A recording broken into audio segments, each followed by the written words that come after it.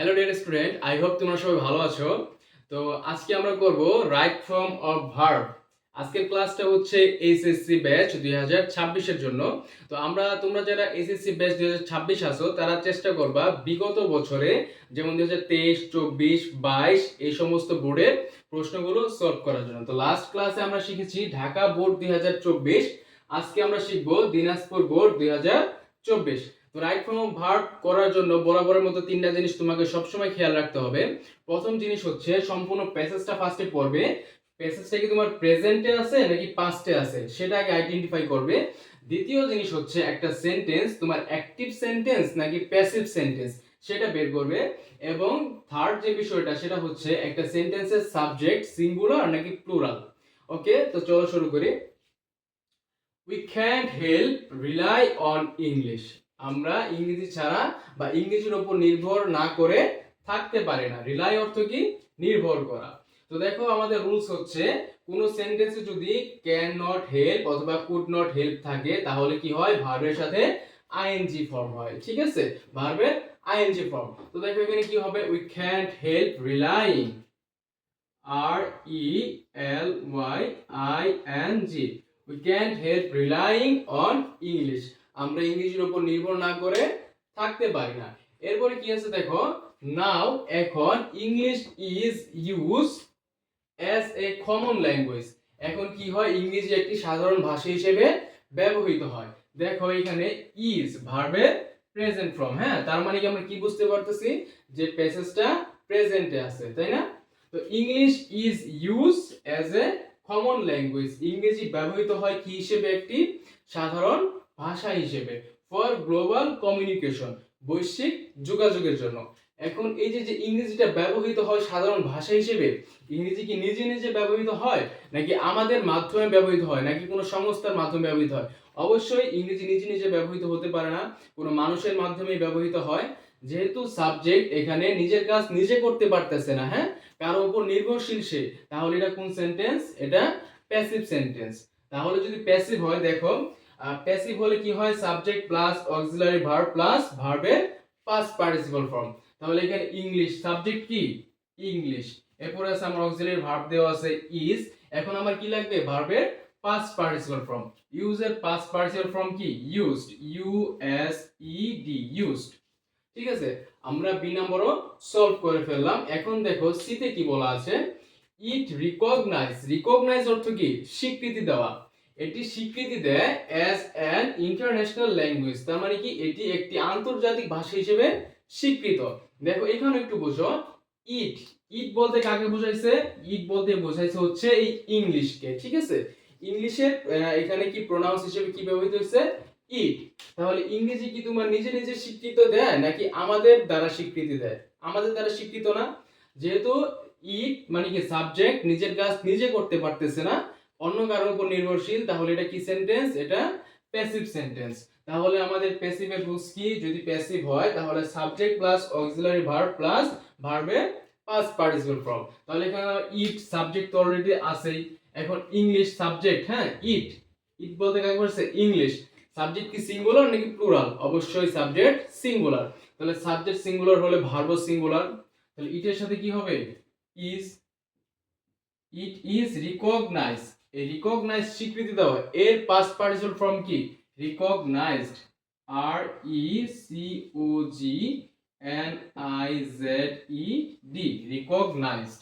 ঠিক আছে, English is important for maintain communication. English হয় গুরুত্বপূর্ণ ফর মেইনটেইন কমিউনিকেশন, যোগাযোগ বহাল রাখার জন্য, উইথ আওয়ার ডেভেলপমেন্ট পার্টনার্স, আমাদের কি? উন্নয়ন সহযোগীদের সাথে। তো এখানে দেখো ফর, ফর কি? একটা প্রিপজিশন।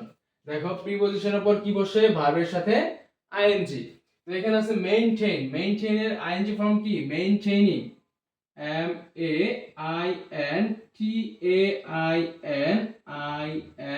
MAINTAINING, maintaining. এরপরে আছে হচ্ছে a good command over English.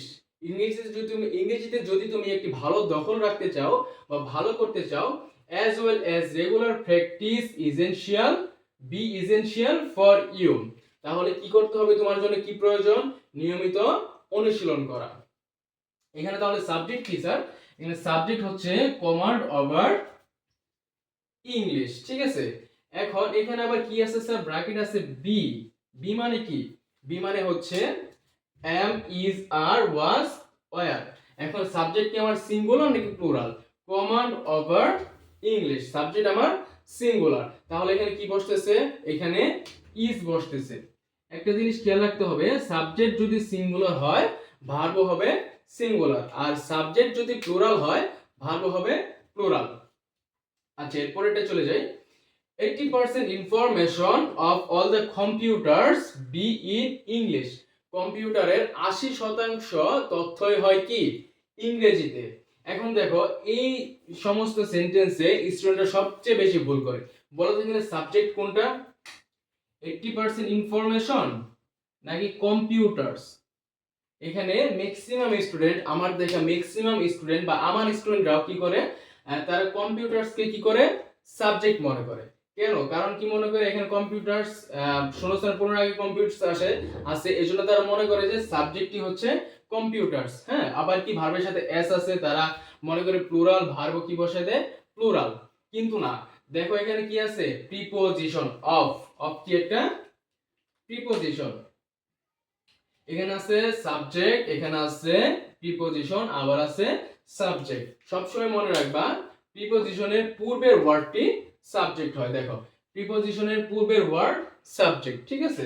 এখন এখানে সাবজেক্ট আছে 80% ইনফরমেশন, 80% তথ্য। এখন এটা কি সিঙ্গুলার নাকি প্লুরাল? অবশ্যই সিঙ্গুলার। সংখ্যাবাচক সব জিনিসই কি হয়? সিঙ্গুলার। এবং 80% হোক বা 100% হোক বা 1 লক্ষ হোক বা 1 কোটি হোক, যতই হোক, সংখ্যাবাচক সব সংখ্যাই কি? সিঙ্গুলার। এই জিনিসটা সবসময় চাইলে নোট করে রাখতে পারো। হ্যাঁ, তাহলে সাবজেক্ট যেহেতু সিঙ্গুলার, আমার এখানে আছে বি। বি মানে হচ্ছে am, is, are, was, were। তাহলে ভার্ব কি হবে? সিঙ্গুলার। তাহলে এখানে কি হবে? যেহেতু subject singular, verb singular, is. হ্যাঁ, 80% information of all the computers is in English. এরপরে দেখো কি আছে? With a view two exchange hour views with the rest of the world. আমরা যদি পৃথিবীর বিভিন্ন মানুষের সাথে যোগাযোগ বহাল রাখার উদ্দেশ্যে, হ্যাঁ, এর অর্থ কি দাঁড়াচ্ছে? পৃথিবীর বিভিন্ন মানুষের সাথে যোগাযোগ রাখার উদ্দেশ্যে। এখন আমাদের একটা জিনিস আছে, নোট আছে, সেটা কি?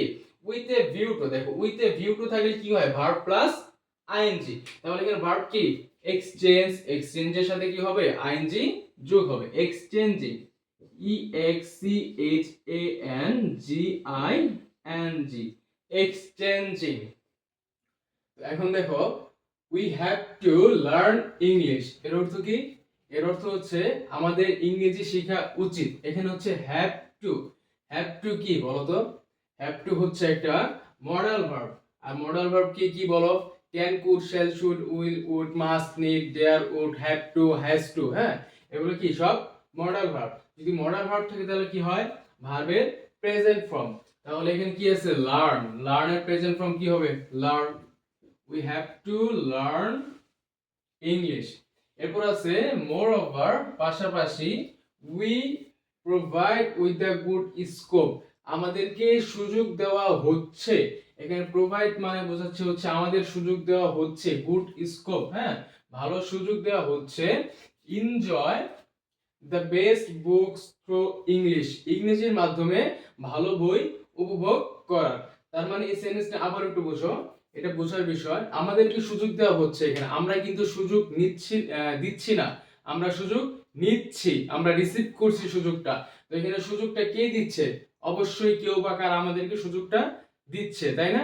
তাহলে এটা কি সেন্টেন্স? এটা হচ্ছে প্যাসিভ সেন্টেন্স। যদি এখানে আমরা সুযোগ দিতাম, উই, এখানে যদি উই অর্থ কি আমরা, যদি আমরা সুযোগ দিতাম তাহলে এটা অ্যাক্টিভ হতো। যেহেতু আমরা সুযোগ গ্রহণ করছি, কেউ আমাদেরকে সুযোগ দিচ্ছে, তাহলে এটা কি হবে? এটা হবে প্যাসিভ সেন্টেন্স। আর প্যাসিভের রুলস কি? প্যাসিভ থাকলে subject plus auxiliary verb plus V3। এখন এখানে দেখো, এখানে তো সাবজেক্ট অলরেডি উই আছে। হ্যাঁ, এখন আমাদের কি লাগবে? একটা অক্সিলারি ভার্ব। উই কি প্লুরাল, সাবজেক্ট প্লুরাল হলে ভার্বও প্লুরাল। উইর সাথে কি বসবে? আর। উই আর এবং ভার্বের past participle form provided, PROVIDED, we are provided with the good scope of, এখানে দেখো অফ, অফ কি একটা প্রিপোজিশন। দেখো তো আমরা কি জানি প্রিপোজিশনের পর কি বসে, ভার্বের আইএনজি ফর্ম, সব সময় প্রিপোজিশনের পরে ভার্বের আইএনজি ফর্ম বসে। তাহলে অফ এনজয় কি হবে, enjoying, E N J O Y I N G, enjoying, of enjoying the best books through English.